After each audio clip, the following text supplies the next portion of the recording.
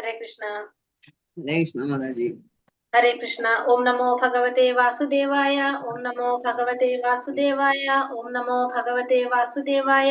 ओम अज्ञानतिमिरान्धस्य ज्ञानाञ्जनाशलाकया चक्षुरुन्मीलितं येन तस्मै श्रीगुरवे नमः। नमो विष्णुपादाय कृष्णप्रेष्ठाय भूतले श्रीमते भक्तिवेदान्त स्वामिनिधि नामिने। नमस्ते सारस्वते देवे गौरवाणी प्रचारिणे निर्विशेष शून्यवादी पाश्चात्य देशतारिणे। जय श्री कृष्ण चैतन्य प्रभु नित्यानंद श्री अद्वैत गदाधर श्रीवासादि गौर भक्त वृंद। हरे कृष्ण कृष्ण कृष्ण हरे हरे, हरे राम राम राम हरे हरे। ഹരേ കൃഷ്ണ. ശ്രീ ശ്രീ രാധാ ഗോവിന്ദ ടെമ്പിൾ ഇസ്കോൺ ബാംഗ്ലൂരിന്റെ ഈശോപനിഷത്ത് ക്ലാസ്സിലേക്ക് എല്ലാവർക്കും സ്വാഗതം. ഹരേ കൃഷ്ണ. എല്ലാവർക്കും പ്രണാമം.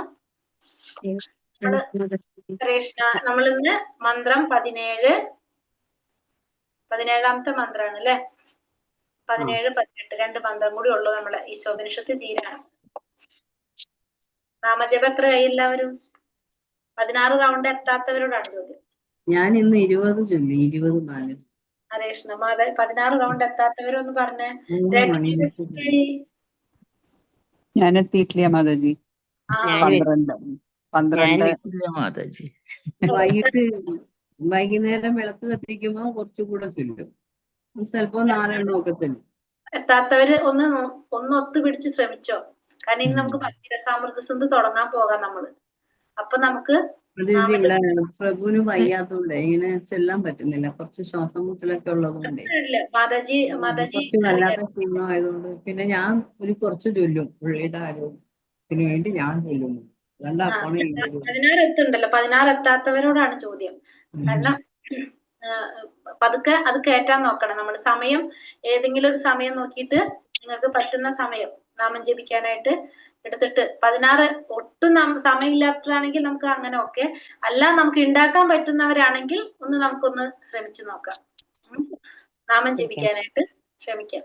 രേഖാ മാതാജി എത്ര മാതാജി? ഞാൻ 16 കഴിഞ്ഞു. 16 കഴിഞ്ഞു അല്ലെ. 16 എത്താത്തൊരു ബാക്കി ആരോ ഉള്ളത്? ചിത്ര മാതാജി എത്തിയിട്ടില്ല. ഞാനും 16 16ലേക്ക് സമയമുള്ളവര്, സമയം എല്ലാവർക്കും ഉണ്ടാക്കാൻ പറ്റുന്നവരാണെങ്കിൽ പറ്റുള്ളൂ. നാട്ടിലെന്നാ പോണേ? നാട്ടില് ഞാൻ അടുത്ത മാസം 21. അതുവരെ പറ്റില്ല എന്നുവെച്ചാ എണ്ണം കൂട്ടാൻ പറ്റില്ല. അതെ. അപ്പൊ ഈ മാസം തന്നെ കേട്ടാ, ഏപ്രിലായില്ലേ ഇത്. ഇപ്പൊ ചെല്ലാറുണ്ടോ?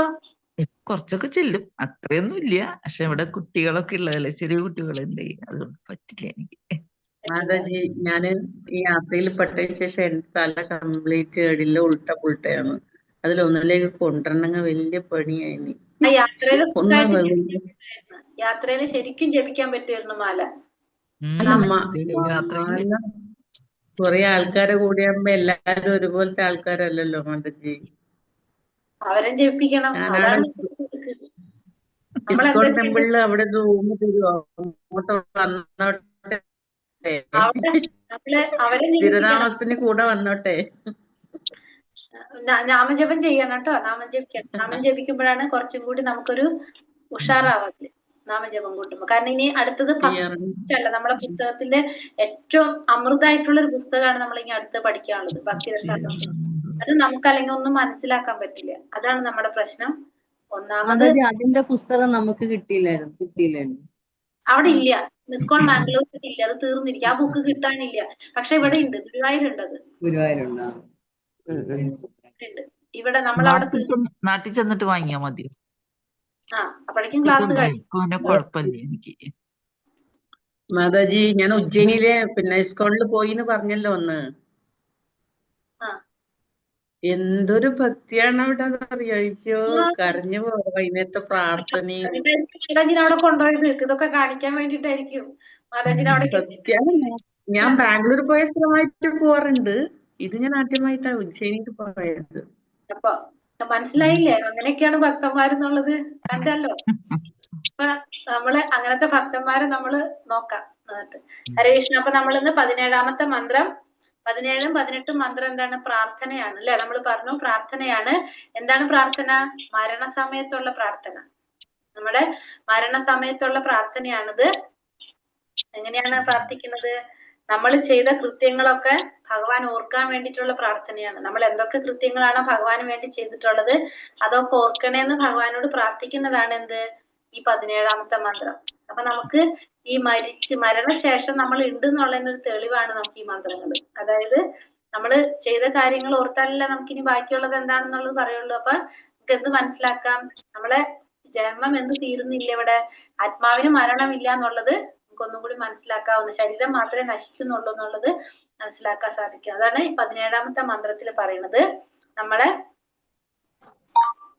എന്താണ് നമ്മൾ ചെയ്ത കൃത്യങ്ങൾ സ്മരിക്കാൻ വേണ്ടിയിട്ടുള്ള പ്രാർത്ഥനയാണ് ഈ മന്ത്രം. നമുക്കത് പറഞ്ഞു പോകാം. അപ്പൊ നമുക്ക് പറയാം കിട്ടും.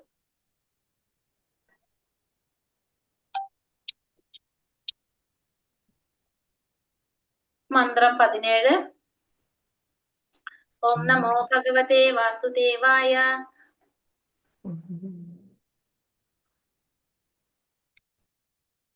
വായുരനിലമമൃതം അഥേധം ഭസ്മാന്തം ശരീരം. ഓം ക്രതോ സ്മരം കൃതം സ്മര, ക്രതോ സ്മര കൃതം സ്മര. വായുരനിലമമൃതം അഥേധം ഭസ്മാന്തം ശരീരം. ഓം ക്രതോ സ്മര കൃതം സ്മര, ക്രതോ സ്മര കൃതം സ്മര. ചൊല്ലാം, ചൊല്ലിക്കോളൂ.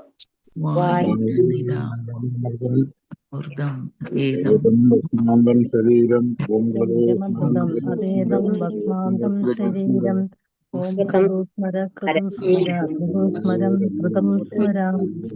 ഓം ക്രതോ സ്മര കൃതം സ്മര, ക്രതോ സ്മരം കൃതം സ്മര. ഇവിടെ എന്താ പറയുന്നത്? ഈ ശരീരം ഭസ്മമായി തീരട്ടെ, എന്റെ പ്രാണവായു പ്രപഞ്ചവ്യാപിയായ വായുവിൽ അലിഞ്ഞു ചേരട്ടെ. ഈ സന്ദർഭത്തിൽ അല്ലയോ ഭഗവാനെ, എന്റെ എല്ലാ കൃത്യങ്ങളെയും അങ്ങ് സ്മരിക്കണമേ. അങ്ങ് ആത്യന്തിക ഭോക്താവാകിയാൽ ഞാൻ അങ്ങേക്ക് വേണ്ടി ചെയ്തതെല്ലാം അങ്ങ് ഓർക്കണമേ എന്നാണ് ഭഗവാനോട് പ്രാർത്ഥിക്കുന്നത്. എന്താ പറയണത്? നമ്മുടെ ശരീരം ഭസ്മമായി തീർന്നോട്ടെ. നമ്മുടെ ശരീരം എന്താണ്? നശിക്കാനാണല്ലോ, അത് നശിച്ചു പോവാണ്. പിന്നെ പ്രാണവായു പ്രപഞ്ചത്തില് അലിഞ്ഞു ചേരട്ടെ, പ്രപഞ്ചത്തിലെ വായുവില് എന്റെ പ്രാണവായു അലിഞ്ഞു ചേരട്ടെ. ആ സന്ദർഭത്തില് ഭഗവാനോട് എന്താ പറയണത്? എന്റെ എല്ലാ കൃത്യങ്ങളെയും അങ്ങ് സ്മരിക്കണം. അപ്പൊ ഞാൻ ചെയ്തിട്ടുള്ള എല്ലാ കൃത്യങ്ങളും അങ്ങ് സ്മരിക്കണം. പിന്നെ ഭഗവാൻ ആത്യന്തികമായിട്ടുള്ള ഭോക്താവായതുകൊണ്ട് അങ്ങേക്ക് വേണ്ടി ഞാൻ ചെയ്തതെല്ലാം അങ്ങ് ഓർക്കണമേ എന്നാണ് നമ്മൾ പ്രാർത്ഥിക്കുന്നത്. എന്താണ് പ്രാർത്ഥിക്കുന്നത് നമ്മള്? ശരീരം ഭസ്മമായി തീരട്ടെ, ഈ പ്രാണവായു ഈ പ്രപഞ്ചവായുവിൽ അലിഞ്ഞു ചേരട്ടെ.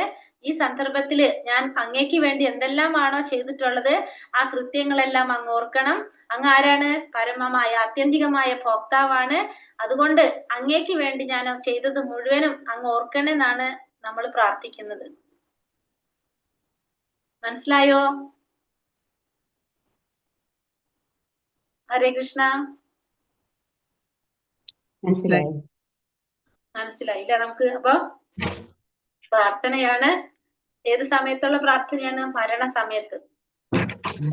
നമ്മള് ഭഗവാന് വേണ്ടി ചെയ്ത എല്ലാ കൃത്യങ്ങളും ഓർക്കണമെന്നും ഭഗവാൻ ആത്യന്തികമായിട്ടുള്ള ഭോക്താവായതുകൊണ്ട് തന്നെ ഭഗവാന് വേണ്ടി ചെയ്തതെല്ലാം ഓർക്കണമെന്നാണ് പ്രാർത്ഥിക്കുന്നത്.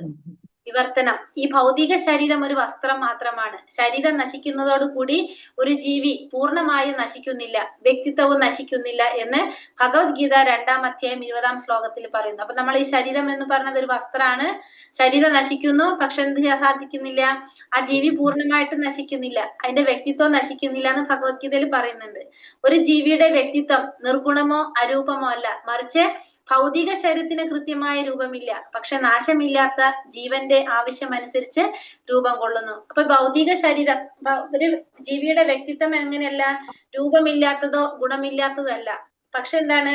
ആ ഭൗതിക ശരീരത്തിന് കൃത്യമായൊരു രൂപം ഉണ്ടാവില്ല. അപ്പൊ നമ്മള് എന്താ പറയണത്? ആ ജീവന്റെ ആവശ്യത്തിനനുസരിച്ച് എന്താണ്?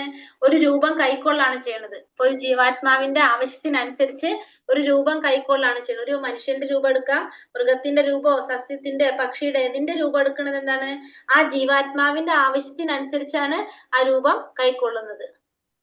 ഭൗതിക ശരീരം നഷ്ടപ്പെട്ടതിന് ശേഷം ജീവിക്ക് അസ്തിത്വമുണ്ടെന്ന് ഈ മന്ത്രം ഉറപ്പിച്ചു പറയുന്നു. അപ്പൊ നമ്മൾ ഈ ഭൗതിക ശരീരം നശിച്ചു പോയാലും നഷ്ടപ്പെട്ടു കഴിഞ്ഞാലും ആ ജീവാത്മാവിന് എന്തുണ്ട്? അസ്തിത്വം ഉണ്ടെന്നുള്ളത് ഈ മന്ത്രം ഉറപ്പിച്ചു പറയാണ്. അതാണ് ഇവിടെ പറയണല്ലേ, ഭൗതിക ശരീരം ഭസ്മമായി തീരട്ടെ, എന്റെ പ്രാണവായു ഭൂമിയിൽ വായുവിൽ അലിഞ്ഞു ചേരട്ടെ എന്നാണ് പറയുന്നത്. അപ്പൊ പിന്നെന്താ പറയണത്? പിന്നെ നമ്മൾ ചെയ്ത കൃത്യങ്ങൾ ഓർക്കാനായിട്ട് പറയണം. അപ്പൊ ആ ഭൗതിക ശരീരം നഷ്ടപ്പെട്ടാലും ആ ജീവാത്മാവിന് എന്തുണ്ട്? അവിടെ അസ്തിത്വം ഉണ്ടെന്നുള്ളത് ഈ മന്ത്രം ഉറപ്പിച്ചു പറയാണ്. ജീവികളുടെ ഇന്ദ്രിയ സന്ദർപ്പണ വാസനയ്ക്കനുസരിച്ച് പ്രകൃതി പലതരം ദേഹങ്ങളെ സൃഷ്ടിക്കുന്നു. അപ്പോ നമ്മുടെ ഇന്ദ്രിയ സന്ദർപ്പണത്തിനനുസരിച്ചാണ് പ്രകൃതി എന്ത് ചെയ്യുന്നത്? പലതരത്തിലുള്ള ദേഹങ്ങളെ സൃഷ്ടിക്കുന്നത്. ഇപ്പൊ അമേധ്യം പൂജിക്കണം എന്ന് ആഗ്രഹിക്കുന്ന ഒരു ജീവിക്ക് എന്താണ്? പന്നിയുടെ ശരീരം ലഭിക്കും. കാരണം അതിനെന്ത് മാത്രമാണ് ഇഷ്ടമുള്ളത്? മാലിന്യം മാത്രമാണ് അത് കഴിക്കുന്നത്. അപ്പൊ അതിന് അത്തരത്തിലുള്ള ശരീരമാണ്, പന്നിയുടെ ശരീരമാണ് അതിന് കിട്ടുന്നത്. മാംസം ഭുജിക്കണം എന്ന് ആഗ്രഹിക്കുന്നതാണെങ്കിലോ ജന്തുക്കളുടെ മാംസം അനുഭവിക്കാൻ പറ്റിയിട്ടുള്ള ആ വ്യാഘ്ര ശരീരമായിരിക്കും ആർക്ക് ലഭിക്കുന്നത്? ആ ജീവാത്മാവിന് ലഭിക്കുന്നത്. അത്തരത്തിലുള്ള ശരീരം ലഭിക്കും. മനുഷ്യജീവിയുടെ പല്ലുകളുടെ വ്യത്യാസം വേറെ രീതിയിലാണ്. അവ അമേധ്യമോ മാംസമോ ഭുജിക്കാൻ പറ്റിയതല്ല. ആരുടെ പല്ലുകള്? മനുഷ്യന്റെ പല്ലുകള്. ഏറ്റവും പ്രാകൃതമായ അവസ്ഥയിൽ പോലും ഒരു മനുഷ്യൻ എന്ത് കഴിക്കില്ല? അമേധ്യം ഭോജനം ഒരിക്കലും ഇഷ്ടമുണ്ടാവില്ല. ഒരിക്കലും നമ്മളത് കഴിക്കാനായിട്ട് ആരും തയ്യാറാകില്ല. പഴങ്ങളും സസ്യവർഗങ്ങളും കടിച്ചു മുറിക്കാനും ചവയ്ക്കാനും ഉതകുന്ന രീതിയിലാണ് മനുഷ്യന്റെ പല്ലുകൾ നിർമ്മിച്ചപ്പെട്ടിട്ടുള്ളത്. മനുഷ്യന്റെ പല്ലുകൾ എങ്ങനെയാണ്? നമ്മളെ ഘടന തന്നെ അങ്ങനെയാണ്. നമുക്ക് സസ്യങ്ങളും പഴവർഗ്ഗങ്ങളും ഒക്കെ കടിച്ചു മുറിച്ച് കഴിക്കാൻ വേണ്ടിയിട്ട് ചവയ്ക്കാനൊക്കെ രീതിയിലുള്ളതാണ് നമ്മുടെ പല്ലുകള് നിർമ്മിക്കപ്പെട്ടിരിക്കുന്നത്. മൃഗങ്ങളുടെയും മനുഷ്യരുടെയും ഭൗതിക ശരീരങ്ങൾ ജീവാത്മാവിന്റെ ബാഹ്യ ആവരണങ്ങളാണ്. ഇന്ദ്രിയങ്ങളെ സന്തോഷിപ്പിക്കുന്നതിനുള്ള വാസനയ്ക്കനുസരിച്ച് അവ മാറുന്നു. അപ്പൊ ഒരു മൃഗത്തിന്റെ ആയാലും മനുഷ്യന്റെ ആയാലും പക്ഷിയുടെ ആയാലും ഇതൊക്കെ ഈ ശരീരം എന്ന് പറയുന്നത് ആ ജീവാത്മാവിന്റെ ഒരു ബാഹ്യ ആവരണം മാത്രമാണ്. ഒരു പുറന്തോട് എന്ന് പറയാം നമുക്കതിന്, അല്ലെ? അത് നമ്മൾ ഇന്ദ്രിയങ്ങളെ സന്തോഷിപ്പിക്കുന്നതിനനുസരിച്ച് നമ്മുടെ വാസനയ്ക്കനുസരിച്ച് എന്തായിക്കൊണ്ടിരിക്കും? ഇത് മാറിക്കൊണ്ടേയിരിക്കും. സംസാര ചക്രത്തിൽ ജീവിയുടെ ശരീരം ഒന്നൊന്നായി മാറിക്കൊണ്ടേയിരിക്കും. നമ്മൾ ഈ ഭൗതിക ലോകത്തില് നമ്മൾ ഈ ജീവാത്മാക്കളുടെ ശരീരം ഒന്നൊന്നായിട്ട്, ഇന്ന് മനുഷ്യന്റെ ശരീരമായിരിക്കും, നാളെ മൃഗത്തിന്റെ ശരീരമായിരിക്കും, പിന്നെ മനുഷ്യന്റെ ആവാം, പിന്നെ പക്ഷിയുടെ ആവാം. അതിങ്ങനെ മാറിക്കൊണ്ടേയിരിക്കും. ലോകം മുഴുവൻ ജലമായിരുന്നപ്പോൾ ജീവാത്മാക്കൾ എങ്ങനെയാണ്? ജലജീവിയുടെ രൂപം കൈക്കൊണ്ടു. പക്ഷികളുടെയും അതിനെ തുടർന്ന് അതിനുശേഷം പക്ഷികളുടെ വന്നു, പിന്നെ മൃഗങ്ങളുടെ വന്നു, പിന്നെ മനുഷ്യനായിട്ട് മനുഷ്യജീവനായിട്ട് വന്നു. അപ്പോ ലോകത്തില് ജലമായിരുന്നപ്പോ ജീവാത്മാക്കള് ജലജീവികളായിരുന്നു, പിന്നെ വന്ന് പക്ഷികളായി, പിന്നെ മൃഗങ്ങളായി, പിന്നെ മനുഷ്യരായിട്ട് വന്നു. അത് സസ്യങ്ങളുടെയും അതിനുശേഷം കൃമികളുടെയും അനന്തരം പക്ഷികളുടെയും അതിനെ തുടർന്ന് മൃഗങ്ങളുടെയും ഒടുവിൽ മനുഷ്യനായിട്ടും രൂപാന്തരപ്പെട്ടു. ആധ്യാത്മിക ജ്ഞാനം പൂർണ്ണമായി കൈവന്ന മനുഷ്യരൂപമാണ് ഏറ്റവും വികാസം പ്രാപിച്ച രൂപം. അപ്പൊ ഈ 84 ലക്ഷം ജീവാത്മാക്കളിലെ ഏറ്റവും പൂർണ്ണമായിട്ട് വികാസം പ്രാപിച്ചത് ഏത് രൂപമാണ്?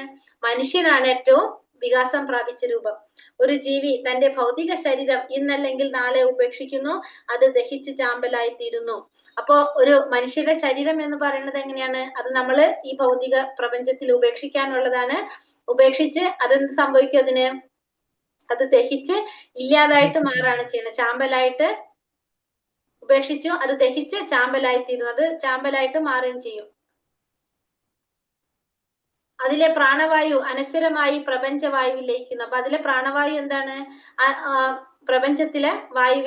പ്രപഞ്ചവായുവിൽ ലയിക്കുകയും ചെയ്യും. ആത്മാവ് ഒരു ചക്രത്തിൽ നിന്ന് മറ്റൊരു ചക്രത്തിലേക്ക് കയറുന്നതായും ഒടുവിൽ ബ്രഹ്മരന്ധ്രത്തിലെത്തുന്നതായിട്ടും ഗണിക്കപ്പെടുന്നു. അപ്പൊ അതിനുശേഷം ആത്മാവ് എന്ത് ചെയ്യും?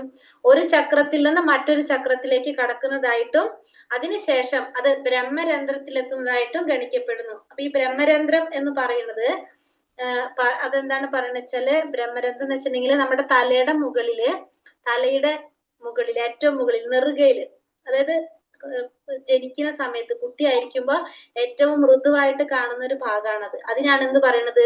ഈ ബ്രഹ്മരന്ധ്രം പറയുന്നത്. ബ്രഹ്മരന്ധ്രം സ്ഥിതി ചെയ്യുന്നത് എവിടെയാണ്? അത് പറയുന്നത് അത് പറയുന്നത് വെച്ചാല് സാധാരണ നമ്മുടെ പ്രാണം പോകൂല്ലേ? സാധാരണ നമ്മുടെ പ്രാണം പോകുന്നത് ഏതിലൂടെ ആയിരിക്കും പറയുന്നത്? സാധാരണ നമ്മൾ പോകുന്നത് വായുവിലൂടെ. ഒരു മിനിറ്റ്, വായിലൂടെ, കണ്ണിലൂടെ, മൂക്കിലൂടെ ഒക്കെ ആയിരിക്കും നമ്മൾ എന്ത് പോകുന്നത്, സാധാരണക്കാരുടെ പ്രാണൻ പോകുന്നത്. ഇത്തരത്തിലുള്ള മറ്റ് ദ്വാരങ്ങളിലൂടെയാണ്, നമ്മുടെ ദ്വാരങ്ങൾ പറയുന്നുണ്ടല്ലോ, അതിലൂടെയാണ് നമ്മുടെ എന്ത് പോകുന്നത്, പ്രാണൻ പോകുന്നത്. പക്ഷേ ചില വ്യക്തികൾ ഉണ്ടാവില്ല അത്രയും ശ്രേഷ്ഠരായിട്ടുള്ള അത്തരത്തിലുള്ള വ്യക്തികള്. അപ്പൊ അവരുടെ പ്രാണൻ പോകുന്നത് ഇതിലൂടെയാണ്, എന്ത്, ഈ ബ്രഹ്മരന്ധ്രത്തിലൂടെയാണ് പോകുന്നത് എന്താ പറയാ, ബ്രഹ്മരന്ധ്രത്തിലൂടെ. അതായത് ഒരു യോഗിയുടെ ഒക്കെ ശരീരം വെടിയുന്ന സമയത്ത് സംഭവിക്കുന്നത് എങ്ങനെ, ഈ ബ്രഹ്മരന്ധ്രത്തിലൂടെയാണ് എന്ത് സംഭവിക്കുന്നത്, പ്രാണൻ പോകുന്നത്. യോഗികളുടെയൊക്കെ പ്രാണൻ ഈ പറഞ്ഞ ബ്രഹ്മരന്ധ്രത്തിലൂടെ പുറത്തു വിടും. ഇതിനെയാണ് അവർക്ക് അപ്പൊ എന്ത് പറയാ, മോക്ഷത്തിന്റെ ഒരു സ്ഥിതി, മോക്ഷസ്ഥിതിയിലേക്ക് എത്താന്ന് പറയാം, കപാല മോക്ഷം എന്ന് അതിനെ പറയാ. അപ്പൊ അതില് പോകാനായിട്ട് ഇപ്പൊ വിശിഷ്ട അങ്ങനത്തെ യോഗികള് അല്ലെങ്കിൽ അത്രയും ഭക്തന്മാര് അങ്ങനെയുള്ളവരുടെ ഒക്കെ സംഭവിക്കുന്നത് അങ്ങനെയാണെന്ന് പറയാം. സാധാരണക്കാരുടെ അല്ലാത്ത നമ്മുടെ കണ്ണ്, വായ, മൂക്കില് കൂടെ ഒക്കെ പ്രാണൻ പോകുന്ന പോലെ, പക്ഷെ ഇത്തരത്തിലുള്ളവരുടെ പോകുന്നത് ഈ ബ്രഹ്മരന്ധ്രത്തിലൂടെയാണെന്ന് പറയും. ബ്രഹ്മരന്ധ്രമാണ് ഏറ്റവും ഉയർന്ന ചക്രം. ആ സ്ഥലത്തു നിന്ന് ഇഷ്ടാനുസരണമുള്ള ലോകത്തിലേക്ക് തന്നെ എത്തിക്കാൻ യോഗിക്ക് കഴിയുന്നു. അപ്പൊ യോഗികള്, ഇവിടെ യോഗികളും പറയാം, ഇവർക്ക് എന്താണ്, ഈ ബ്രഹ്മരന്ധ്രത്തിലൂടെ അവരുടെ ആ പ്രാണൻ അത് പുറത്തേക്ക് വിട്ടു കഴിഞ്ഞിട്ട് അവർക്ക് ഇഷ്ടാനുസരണമുള്ള ലോകത്തിലേക്ക് എത്തിക്കാനായിട്ട് ആ യോഗിക്ക് കഴിയും. ഭൗതിക പ്രകൃതി ഒരു ജീവനെ തന്റെ ഇന്ദ്രിയ സന്ദർപ്പണ അഭിലാഷങ്ങൾക്കനുസരിച്ച് വ്യത്യസ്ത ശരീരങ്ങൾ സ്വീകരിക്കുന്നതിന് നിർബന്ധിക്കുന്നു. അപ്പൊ ഒരു ജീവാത്മാവ്, ഭൗതിക പ്രകൃതി ഒരു ജീവാത്മാവിനെ അതിന്റെ ഇന്ദ്രിയ സന്ദർഭ അഭിലാഷങ്ങൾ അനുസരിച്ച്, നമ്മുടെ ഇന്ദ്രിയങ്ങളുടെ സന്തോഷം, നമ്മുടെ ഇന്ദ്രിയാഭിലാഷം എന്താണോ അതിനനുസരിച്ച് പലതരത്തിലുള്ള ശരീരം സ്വീകരിക്കാനായിട്ട് നിർബന്ധിക്കുന്നു. അഭിലാഷങ്ങൾക്കനുസരിച്ച് ജീവികള് പല രൂപത്തിലും പല ആകാരത്തിലുള്ള ശരീരങ്ങൾ കൈക്കൊള്ളുന്നു. അപ്പൊ ബുദ്ധിമാനായ മനുഷ്യൻ ഈ ശരീര വൈവിധ്യത്തിലല്ല ആത്മീയ വ്യക്തിത്വത്തിലാണ് ഏകത്വം ദർശിക്കുന്നത്. അപ്പൊ ബുദ്ധിമാനായിട്ടുള്ള മനുഷ്യൻ എന്ത് മനസ്സിലാക്കും, ഈ ശരീരമല്ല നമ്മൾ നോക്കേണ്ടത്, അതിലുള്ളിലിരിക്കുന്ന ആത്മാവിനെയാണ് ദർശിക്കേണ്ടത്, പരമാത്മാവിനെയാണ് കാണേണ്ടതുള്ളത് മനസ്സിലാക്കും. അപ്പൊ ഒരു ജീവൻ പന്നിയുടെ രൂപത്തിലായാലും മനുഷ്യന്റെ രൂപത്തിലായാലും ദേവന്റെ രൂപത്തിലായാലും അതിലാരുണ്ട്, സർവേശ്വരനായ ഭഗവാന്റെ അംശമാണ് എല്ലാ ജീവാത്മാക്കളെന്ന് ആർക്ക് മനസ്സിലാക്കാൻ സാധിക്കും, ആ ബുദ്ധിമാനായ വ്യക്തിക്ക് മനസ്സിലാക്കാനായിട്ട് സാധിക്കും. ഭഗവത്ഗീത 7-ാം അധ്യായം 19-ാം ശ്ലോകത്തില് പറഞ്ഞിരിക്കുന്നത് പോലെ ഒരു മനുഷ്യൻ ഏറ്റവും പൂർണ്ണനായി തീരുന്നത് വളരെ ജന്മങ്ങളിൽ ആർജിച്ച ആ സംസ്കാരത്തിന്റെയും വിജ്ഞാനത്തിന്റെയും ഫലമായിട്ടാണ്. അപ്പൊ ഏറ്റവും പരിപൂർണനായിട്ട് ഒരു വ്യക്തി മാറുന്നത് എപ്പോഴാണ്, പല ജന്മങ്ങളിലായിട്ട് ആ സമാർജിച്ചിട്ടുള്ള ആ സംസ്കാരത്തിന്റെയും വിജ്ഞാനത്തിന്റെയും ഫലമായിട്ടാണ് ഒരു മനുഷ്യൻ പൂർണ്ണനായിട്ട് മാറുന്നത്. അത്തരത്തിലേക്ക് വന്നിട്ടുള്ള മനുഷ്യൻ തന്റെ എല്ലാം ഭഗവാനിൽ സമർപ്പിക്കും. അങ്ങനെ ഉയർന്നു വന്നിട്ടുള്ള ഒരു വ്യക്തിക്ക് എന്ത് സാധിക്കും, എല്ലാം ഭഗവാന് സമർപ്പിക്കാനായിട്ട് സാധിക്കും. അവന്റെ വിജ്ഞാനവും സംസ്കാരവും പൂർണ്ണതയിലെത്തുന്നത് വാസുദേവനിൽ അർപ്പണ ബുദ്ധി ഉണ്ടാകുന്ന അവസരത്തിൽ മാത്രമാണ്. അപ്പൊ എല്ലാതും പൂർണ്ണതയിൽ എത്തുന്നത് എപ്പോഴായിരിക്കും, അവന്റെ ജ്ഞാനവും വിജ്ഞാനവും എല്ലാം പൂർണ്ണതയിലെത്തുന്നത് ഭഗവാനെ അർപ്പിക്കുക, ഭഗവാന് ശരണാഗതി പ്രാപിക്കുന്ന ഒരു അവസരത്തിലാണ് അത് സാധ്യമാകുന്നത്. ആത്മീയമായ വ്യക്തിത്വത്തെ കുറിച്ച് അറിവുണ്ടായിട്ടും ഒരുവൻ എല്ലാ ജീവികളും പൂർണ്ണമായതിന്റെ അനശ്വരാംശങ്ങളാണെന്നും അവയ്ക്ക് ഒരിക്കലും പൂർണ്ണമായതിന്റെ അവസ്ഥ ലഭ്യമല്ലെന്നും മനസ്സിലായിട്ടില്ലെങ്കിൽ അവൻ വീണ്ടും ഭൗതിക ലോകത്തിലേക്ക് അധപതിക്കുന്നു. അപ്പൊ ഇത്രയും ആത്മീയ വ്യക്തിത്വത്തെ കുറിച്ച് അറിവുണ്ടായിട്ടും എല്ലാ ജീവികളും ഈ പൂർണ്ണമായതിന്റെ അംശങ്ങളാണ്. നമ്മൾ ഇതിൽ ഫസ്റ്റ് പഠിക്കുന്ന ശ്ലോകം അല്ലെ, ഓം പൂർണ്ണമിതം പൂർണ്ണാത് പൂർണ്ണമുദച്ഛതേ പൂർണ്ണസ്യ പൂർണ്ണമേധായ പൂർണ്ണമാവശിഷ്യതേ എന്ന് പറയുന്നത്. അതായത് എല്ലാം എന്താണ്, ഭഗവാനിൽ നിന്നാണ്, എല്ലാ ജീവികളും പൂർണ്ണമാണ്. അപൂർണമായതിന്റെ അംശങ്ങളാണ് ആര്, എല്ലാ ജീവാത്മാക്കളും. അപ്പൊ അതുകൊണ്ട് അവയ്ക്ക് ഒരിക്കലും പൂർണ്ണമായതിന്റെ അവസ്ഥ ലഭ്യമല്ലെന്ന് മനസ്സിലായിട്ടില്ലെങ്കിൽ അവൻ വീണ്ടും എന്താണ്, ഈ ഭൗതിക ലോകത്തിലേക്ക് അധപതിക്കാണ് ചെയ്യുന്നത്. ബ്രഹ്മജ്യോതിയിൽ ഐക്യം പ്രാപിച്ചവനും അധപതനം സംഭവിക്കും. അപ്പൊ ഭഗവാന്റെ ആ ബ്രഹ്മത്തിലുള്ള ഐക്യം പ്രാപിച്ചാലും എന്ത് സംഭവിക്കും, അധപതനം സംഭവിക്കും. നമ്മൾ പറഞ്ഞു അല്ലെ, ബ്രഹ്മത്തില് ഭഗവാന്റെ ആ ബ്രഹ്മത്തെ ആരാധിക്കുന്നവരും എന്ത് സംഭവിക്കും, അവർ ഇന്ന് അന്ധകാരത്തിലേക്ക് പോകുന്ന നമ്മൾ കണ്ടത്. ഭഗവാന്റെ ദിവ്യ ശരീരത്തിൽ നിന്നും വരുന്ന ആ ബ്രഹ്മജ്യോതി ആത്മീയ സ്ഫുലിംഗങ്ങൾ കൊണ്ട് നിറഞ്ഞത്. അപ്പൊ ബ്രഹ്മജ്യോതി എന്ന് പറയുന്നത് എന്താണ്, ആത്മീയ സ്ഫുലിംഗങ്ങൾ കൊണ്ട് നിറഞ്ഞതാണ്. ഈ സ്ഫുലിംഗങ്ങൾ പ്രത്യേകം അസ്തിത്വമുള്ള ജീവസത്തകളാണ്. അപ്പൊ ഇത് എങ്ങനെയാണ്, ഭഗവാന്റെ ഈ രശ്മികള്, പ്രകാശം, ആ രശ്മികള്, അതൊക്കെ എങ്ങനെയാണ്, പ്രത്യേക അസ്തിത്വമുള്ള ജീവാത്മാക്കള് തന്നെയാണ്. ഒരു ജീവാത്മാ ചിലപ്പോൾ ഇന്ദ്രിയ സുഖങ്ങളിൽ തൽപരരായിരിക്കും. അപ്പോൾ അവർ ഭൗതിക ലോകത്തിൽ ജനിക്കുകയും ഇന്ദ്രിയങ്ങളുടെ കൽപ്പനകൾ അനുസരിക്കുന്ന വ്യാജ പ്രഭുക്കളായി തീരുകയും ചെയ്യും. അപ്പോ നമുക്ക് ഇന്ദ്രിയ സംതൃപ്തി ആഗ്രഹിക്കണം എന്ന് തോന്നുമ്പോൾ, ഇന്ദ്രിയ സുഖങ്ങളിൽ തൽപരരായിരിക്കുമ്പോൾ നമ്മൾ വന്നിട്ട് ഈ ഭൗതിക ലോകത്തിൽ ജന്മമെടുക്കും. ആ ഇന്ദ്രിയങ്ങളുടെ കൽപ്പനയ്ക്ക് അനുസരിച്ച് നമ്മൾ ആരായിട്ട് മാറേണ്ടി വരും? ആ ഇന്ദ്രിയ സന്തോഷത്തിന് വേണ്ടി, ഇന്ദ്രിയ സുഖത്തിന് വേണ്ടിയിട്ട് നമ്മള് പ്രവർത്തിക്കേണ്ടതായിട്ട് വരും. അപ്പൊ അത് ഇന്ദ്രിയങ്ങള് നമ്മുടെ ആരായിട്ട് മാറും? പ്രഭുക്കന്മാരായിട്ട് മാറും, പ്രഭുക്കളായിട്ട് തീരും. അതിന്റെ കൽപ്പനകൾ അനുസരിച്ച് നമ്മൾ പ്രവർത്തിക്കേണ്ടതായിട്ട് വരും. ഈ മന്ത്രത്തിൽ ഒരു ജീവൻ തന്റെ ഭൗതിക ശരീരവും ഭൗതിക പ്രാണനും ഉപേക്ഷിച്ച് ഭഗവാന്റെ ആത്മീയ സാമ്രാജ്യത്തിലേക്കുള്ള പ്രവേശനം പ്രാർത്ഥിക്കുകയാണ് ചെയ്യുന്നത്. ഈ മന്ത്രത്തിൽ ഒരു ജീവാത്മാവ് എന്താ പ്രാർത്ഥിക്കുന്നത്? ആ ഭൗതിക ശരീരവും പ്രാണനും എല്ലാം ഉപേക്ഷിച്ചിട്ട് ഭഗവാന്റെ ആ സാമ്രാജ്യത്തിലേക്കുള്ള പ്രവേശനത്തിനാണ് ഇവിടെ പ്രാർത്ഥിക്കുന്നത്. ഭക്തനായ ഒരാൾ തന്റെ ശരീരം ചുട്ടുചാമ്പലാകുന്നതിന് മുമ്പ് താൻ എന്തെല്ലാം കർമ്മങ്ങളും ത്യാഗങ്ങളും ചെയ്തിട്ടുണ്ടോ അവയെല്ലാം ഭഗവാൻ സ്മരിക്കണേ എന്ന് പ്രാർത്ഥിക്കുന്നു. അപ്പൊ ഒരു ഒരു ഭക്തൻ പ്രാർത്ഥിക്കുന്നതാണ് തന്റെ ശരീരം ചുട്ടുചാമ്പലാകുന്നതിന് മുമ്പ് തന്റെ കർമ്മങ്ങളും ത്യാഗങ്ങളും എന്തൊക്കെ നമ്മൾ ചെയ്തിട്ടുണ്ടോ അതെല്ലാം ഭഗവാൻ സ്മരിക്കണമെന്നാണ് നമ്മൾ പ്രാർത്ഥിക്കുന്നത്. ഭഗവത്ഗീത 8:6 പറയുന്നത് യം യം വാപി സ്മരൻ ഭാവം ത്യജത്യന്തേ കളേവരം തം തമേവൈതി കൗന്ദേയ സദാ തദ്ഭാവ ഭാവിതഃ. ശരീരം ത്യജിക്കുമ്പോൾ ഏതൊരവസ്ഥയെ കുറിച്ചാണ് ഒരാൾ വിചാരിക്കുന്നത്, മരണശേഷം അത് തീർച്ചയായിട്ടും അത് തന്നെ ലഭിക്കും. അപ്പൊ ശരീരം വിടുന്ന സമയത്ത് നമ്മൾ എന്തിനെ കുറിച്ചാണോ ചിന്തിക്കുന്നത്, മരണശേഷം നമുക്ക് അത് തന്നെ ലഭിക്കും. നമ്മൾ ഭരത മഹാരാജാവിന്റെ കഥ കണ്ടു. അപ്പൊ മരിക്കുന്ന ജീവിയുടെ വാസനകളെ മനസ്സ് അടുത്ത ജന്മത്തിലേക്ക് കൊണ്ടുപോകുന്നു. അപ്പൊ ആ മരിക്കുന്ന സമയത്ത് നമ്മുടെ മനസ്സിലുണ്ടാകുന്ന ആഗ്രഹങ്ങൾ അല്ലെങ്കിൽ വാസനകളാണ് ആ മനസ്സ് എന്ത് ചെയ്യണത്, അടുത്ത ജന്മത്തിലേക്ക് നമ്മുടെ കൊണ്ടുപോകുന്നത്. ഭൗതിക അഭിലാഷങ്ങൾ കൊണ്ട് മനസ്സ് സാന്ദ്രമായത് കാരണം ആത്മീയ ശരീരത്തോടു കൂടി ആത്മീയ ലോകത്തിൽ പ്രവേശിക്കുന്നതിൽ നിന്ന് അത് അവനെ തടസ്സപ്പെടും. അപ്പൊ നമ്മുടെ ഈ ഭൗതികമായ ആഗ്രഹങ്ങൾ ആ മനുഷ്യന്റെ മനസ്സിൽ ഉണ്ടാകുന്നത് കൊണ്ട് ആത്മീയ ശരീരത്തോടു കൂടി നമുക്ക് എന്ത് സാധിക്കില്ല, ആത്മീയ ലോകത്തിലേക്ക് പ്രവേശിക്കാൻ സാധിക്കില്ല. അത് നമ്മളെ അവിടെ തടസ്സപ്പെടുത്തും. ഭക്തന്മാർ ഭഗവത് സേവനം ശീലിച്ച് ഭഗവത് പ്രേമം വളർത്തിക്കൊണ്ടുവരുന്നു. മരണസമയത്ത് ഒരു പക്ഷെ ഭഗവത് സ്മരണ ഉണ്ടായില്ലെങ്കിൽ പോലും ഈശ്വരൻ ഭക്തനെ വിസ്മരിക്കില്ല. അപ്പൊ നമ്മൾ വിചാരിക്കില്ല, നമ്മള് മരണസമയത്ത് നമ്മൾ ആകെ പേടിച്ച് നമുക്ക് ഇതൊന്നും ഓർക്കാൻ സാധിച്ചില്ലെങ്കിലോ. അപ്പൊ എന്താ അവിടെ പറയണത്, നമ്മൾ ഓർത്തില്ലെങ്കിലും ആരോർക്കും അവിടെ?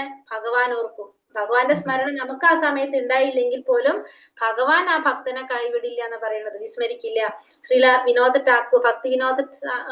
ഠാക്കൂർ പറയുന്നത്, ഒരുവൻ സ്വഭാവ ദൂഷ്യമുള്ളവൻ ആണെന്നിരിക്കലും ഋഷികളുടെ മാർഗത്തിലേക്ക് കടന്നുവെങ്കിൽ ആ ഭക്തനെ നമ്മൾ അംഗീകരിക്കണം. ഇപ്പൊ ഒരു സ്വഭാവ ദൂഷ്യമുള്ള ഒരു വ്യക്തിയാണെങ്കിൽ പോലും ഋഷികളുടെ മാർഗത്തിലേക്ക് കടന്നുവെങ്കിൽ, ആത്മസാക്ഷാത്കാരത്തിന്റെ പാതയിലേക്ക് ആ വ്യക്തി കടന്നിട്ടുണ്ടെങ്കിൽ ആ വ്യക്തിയെ നമ്മൾ എന്ത് ചെയ്യണം, ആ ഭക്തനെ നമ്മൾ അംഗീകരിക്കണം.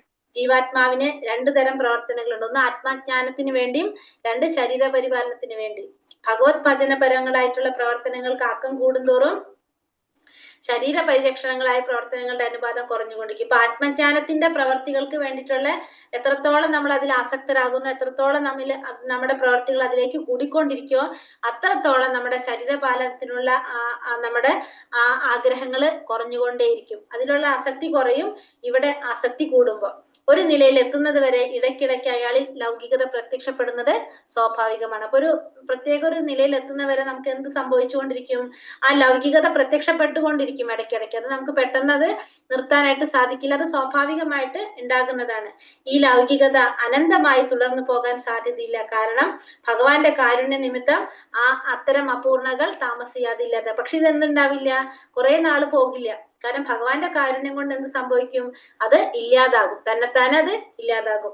അവ്യക്തിഗതവാദികളുടെ കാര്യത്തിൽ ഭഗവത് ഭക്തിക്ക് വേണ്ട സൗകര്യങ്ങൾ നിഷേധിക്കപ്പെട്ടിരിക്കുന്നു. കാരണം അവർ ഭഗവാന്റെ ബ്രഹ്മജ്യോതിസിൽ ആകർഷ്ടരായിത്തീരുന്നു. പക്ഷെ അവ്യക്തിഗതവാദികള് അവരുടെ കാര്യത്തിൽ എന്താണ്, ഈ ഭഗവത് ഭക്തിക്ക് വേണ്ട സൗകര്യങ്ങളൊക്കെ നിഷേധിക്കപ്പെട്ടിരിക്കുന്നതാണ്. കാരണം എന്താണ്, അവര് ഭഗവാന്റെ ബ്രഹ്മജ്യോതിയിലാണ് അവർക്ക് എന്ത് ആകർഷണം, ഭഗവാന്റെ ആ ബ്രഹ്മജ്യോതിയിലാണ് അവര് ആകർഷപ്പെട്ടിരിക്കുന്നത്. ഭക്തിയുടെ സേവനം 9 തരത്തിലാണ് പറയുന്നത്. ഏതൊക്കെയാണ്?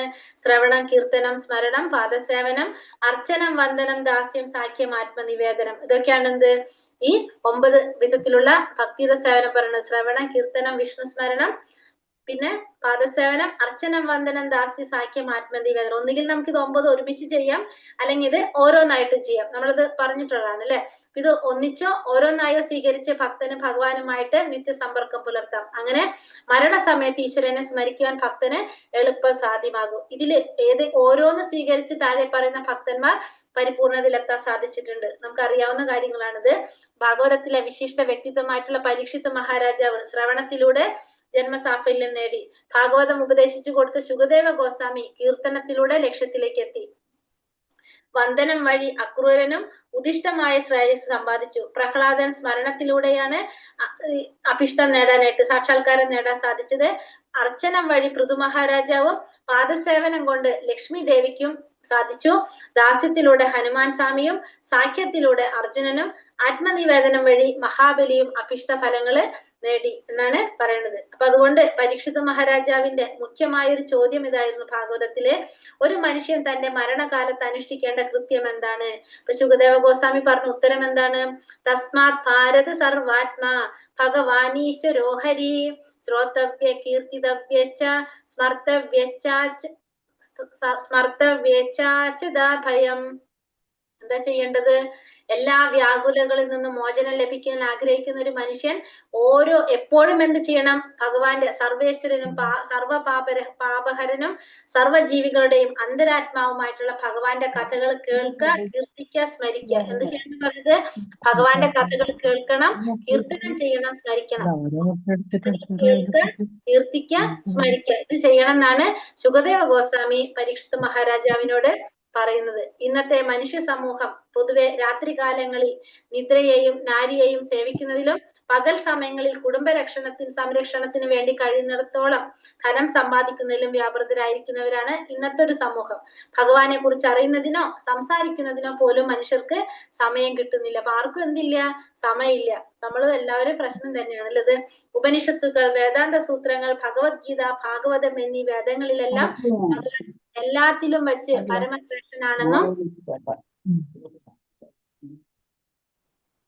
പരമശ്രേഷ്ഠനാണെന്നും ബോധേന്ദ്രിയവാനാണെന്നും പ്രസ്താവിച്ചിരിക്കുന്നു. അപ്പൊ എല്ലാ വേദഗ്രന്ഥങ്ങളിലും എന്താ പറയണത്? ഭഗവാൻ എല്ലാറ്റിലും വെച്ച് ഏറ്റവും പരമശ്രേഷ്ഠനായിട്ടുള്ളത് ഭഗവാനാണെന്ന് പറയുന്നു. ഭഗവത് സേവനം പരിശീലിക്കാത്ത ഒരുവന് പ്രയാണ കാലത്ത് ശരീരം അസ്വസ്ഥനായിരിക്കെ ഭഗവാനോട് തന്റെ ത്യാഗമായ സേവനങ്ങളെ സ്മരിക്കണം എന്ന് പ്രാർത്ഥിക്കുവാൻ എങ്ങനെ കഴിയും? അപ്പൊ ഭഗവത് സേവനം നമ്മൾ വിചാരിക്കില്ല, അപ്പൊ നമുക്കെന്നാ ആ സമയത്ത് ചെയ്താൽ പോരെന്ന്. അപ്പൊ നമ്മളിത് പരിശീലിക്കാത്തൊരു വ്യക്തിയാണെങ്കിൽ, ഭഗവത് സേവനം ചെയ്ത് പരിശീലിക്കാത്തൊരു വ്യക്തിക്ക് എങ്ങനെയാണ് പറയാൻ സാധിക്കുക ഭഗവാനോട് ആ സമയത്ത് തന്റെ സേവനങ്ങൾ സ്മരിക്കണമെന്ന്? എങ്ങനെയാണ് പറയാനായിട്ട് സാധിക്കുന്നത്? ത്യാഗം എന്നത് ഇന്ദ്രിയങ്ങളുടെ താല്പര്യം നിഷേധിക്കലാണ് ത്യാഗം. ത്യാഗം എന്ന് പറഞ്ഞാൽ എങ്ങനെയാണ്? ഇന്ദ്രിയങ്ങളുടെ താല്പര്യം, അതായത് നമുക്ക് ഇഷ്ടമുള്ള ഒരു കാര്യം ചെയ്യുന്നതല്ല ത്യാഗം. ഇഷ്ടമില്ലാത്തൊരു കാര്യം ഭഗവാന് വേണ്ടി ചെയ്യുന്നതാണ് എന്ത്? ത്യാഗം എന്ന് പറയുന്നത്. ഒന്നുകിൽ നമ്മൾ എന്ത് ചെയ്യണം? നമുക്ക് ഇഷ്ടമില്ലാത്തൊരു കാര്യം ഭഗവാന് വേണ്ടി ചെയ്യാം, അപ്പൊ അത് ത്യാഗമായി. അതല്ലെങ്കിൽ ഇഷ്ടമുള്ളൊരു കാര്യം നമ്മൾ എന്ത് ചെയ്യാ? ഇഷ്ടമുള്ളൊരു കാര്യം ചെയ്യാതിരിക്കുക, അത് ഇഷ്ടമില്ലാത്ത കാര്യം ചെയ്യുക.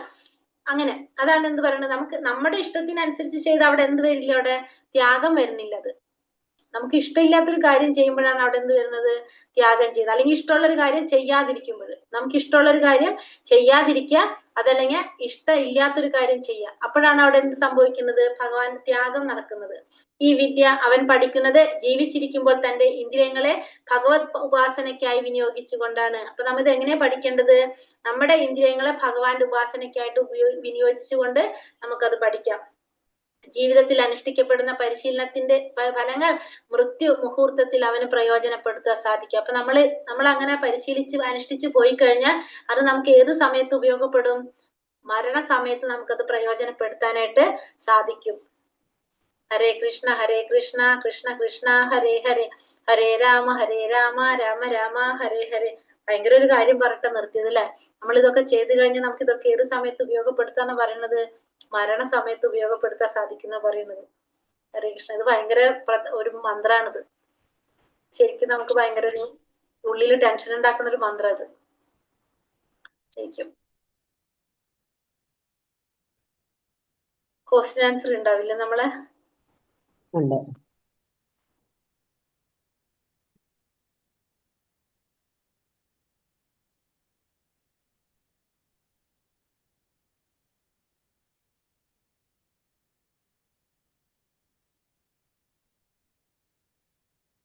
17ാമത്തെ മന്ത്രത്തിൽ എന്താ പറയണ അപ്പൊ?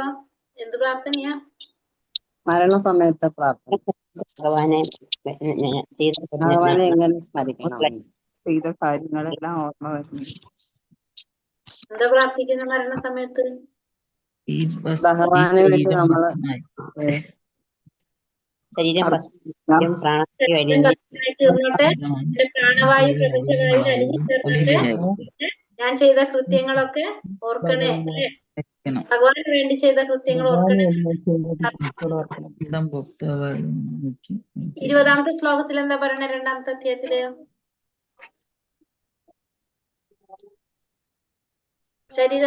ഭൗതിക ശരീരത്തിന് കൃത്യമായ രൂപമില്ല, അത് നാശമില്ലാത്ത ജീവന്റെ ആവശ്യമനുസരിച്ചുള്ള രൂപം കൈക്കൊള്ളുന്നു.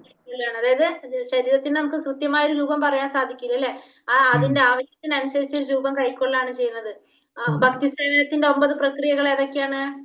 ശ്രവണം, കീർത്തനം, സ്മരണം, വന്ദനം, പാദസേവനം, അർച്ചനം, ദാസ്യം, പാദസേവനം.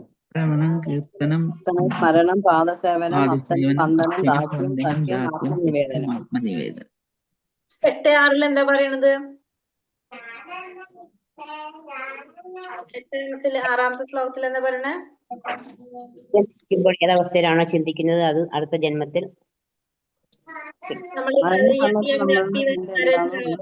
നമ്മള് ഏതൊരവസ്ഥയെ ചിന്തിക്കും മരണശേഷം നമുക്ക് നിശ്ചയമായിട്ടും അത് പ്രാപിക്കാനായിട്ട് സാധിക്കും. ഭാഗവതം 2ാം സ്കന്ധം 1-ാം അധ്യായം 5ാം ശ്ലോകത്തിൽ പരീക്ഷിത് മഹാരാജാവ് ചോദിക്കുന്നത് എന്താണ്? എപ്പോഴും ഭഗവാന്റെ കഥകൾ കേൾക്കുന്ന സ്മരിക്കുകയും കീർത്തിക്കുകയും ചെയ്യുന്നവർ എന്താ ചെയ്യേണ്ടതെന്ന് ചോദിക്കുകയാണ് അല്ലെ? ചോദ്യം അതായിരുന്നു. എന്താണ് മനുഷ്യ മരണത്തിൽ അനുഷ്ഠിക്കേണ്ട കൃത്യം എന്താണെന്നാണ് ചോദിക്കുന്നത്. അപ്പൊ പറയുന്നത് എന്താണ്? എപ്പോഴും എന്ത് ചെയ്യണം? ഭഗവാന്റെ കഥകൾ കേൾക്കണം, കീർത്തനം ചെയ്യണം, സ്മരിക്കണം. അതെ, ഇവിടെ പറയുന്നത് എന്താണ്? ഭഗവാന്റെ കഥകൾ കേൾക്കുക, കീർത്തനം ചെയ്യുക, സ്മരിക്കുക. അതായത് ഭാഗവതം കേൾക്കുക, പിന്നെ നമ്മൾ എന്ത് ചെയ്യുക? നാമം ജപിക്കുക. അത് രണ്ടുമാണ് അവിടെ പറയുന്നത്. അതില് പിന്നെ ഈശോപനിഷത്തിലൂടെ നമ്മളെ പ്രേരിപ്പിക്കുന്നത് എന്താണ്? അത് ഞാൻ പറഞ്ഞില്ല. നമ്മുടെ ജീവിതത്തിൽ ഓരോരുത്തരും എന്ത് ചെയ്യണം? ഒരു നിമിഷം പോലും പാഴാക്കാതെ ഭഗവാനെ പ്രീതിപ്പെടുത്തുന്ന പ്രവർത്തികളിൽ ഏർപ്പെടുത്തക്ക വിധം നമ്മുടെ ജീവിതത്തെ രൂപപ്പെടുത്താനാണ് പറയുന്നത്. അതായത് നമ്മള് ഒരു സമയം പോലും നമ്മൾ പാഴാക്കാതെ നമ്മൾ എന്ത് ചെയ്യണം? നമ്മളെ ജീവിതത്തെ ഭഗവാന് സേവനം ചെയ്യാവുന്ന രീതിയിൽ നമ്മുടെ ജീവിതത്തെ ക്രമീകരിച്ച് കൊണ്ടുവരാം, രൂപപ്പെടുത്തി കൊണ്ടുവരാം എന്നുള്ളതാണ് ഈശോപനിഷത്ത് നമ്മളെ പ്രേരിപ്പിക്കുന്നത്. ഇത്രയാണ് ഇതില് ചോദ്യം വരുന്നത്. അപ്പൊ നമുക്കിനി എന്ത് മനസ്സിലാക്കുക? നമ്മുടെ അടുത്തൊരു ജന്മം, അടുത്തൊരു ശരീരം നമുക്ക് കിട്ടാന്നുള്ളത് ഒന്ന് നമ്മുടെ ആഗ്രഹവും പിന്നെ നമ്മുടെ കർമ്മവും